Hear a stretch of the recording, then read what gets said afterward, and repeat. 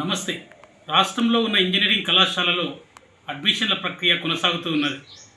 అడ్మిషన్లలో భాగంగా 2 బ్రాంచ్లుగా విడదీశారు. Core branch, non core branch.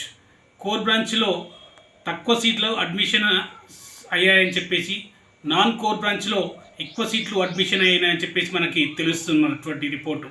కానీ ఇక్కడ రాష్ట్రంలో ఉన్నటువంటి ఇంజనీరింగ్ కళాశాలలు మొత్తం కూడా ఒక ఐపు తీసుకొచ్చి నాన్ సర్క్యూట్ బ్రాంచ్ అయినటువంటి CSC allied branches data science, artificial intelligence, cyber security, IoT లాంటి బ్రాంచ్లలో అధిక సీట్లు తీసుకొచ్చేసేసి కోర్ బ్రాంచ్ పైన దెబ్బతీసే విధంగా ప్రయత్నం చేశారు.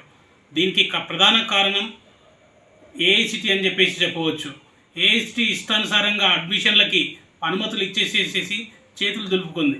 రాష్ట్రంలో ఉన్నటువంటి యూనివర్సిటీలు చివరి వరకు వాళ్ళ అడ్మిషన్లు ఇవ్వకుండా ఇబ్బందులకు గురి చేస్తూ ఇవాళ పేద మధ్యతరగతి విద్యార్థులు చదువుకునేటువంటి ప్రభుత్వ యూనివర్సిటీలలో మరి ప్రభుత్వ కళాశాలల్లో కోర్ బ్రాంచ్లు ఎక్కువగా సీట్లు ఉన్నాయి.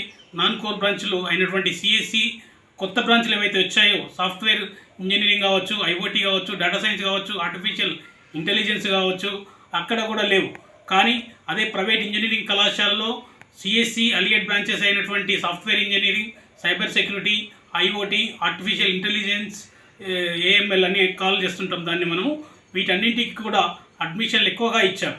అదే కోర్ బ్రాంచ్ అయినటువంటి సివిల్, మెకానికల్, ఈసీలలో బ్రాంచ్లు మొత్తంలో సీట్లు మొత్తం కూడా తగ్గించుకున్నారు.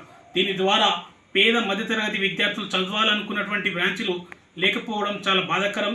దీని ద్వారా మొత్తానికి రాష్ట్ర ప్రభుత్వానికి, భవిష్యత్ తరానికి ఇది నష్టంగా కనపడుతుంది.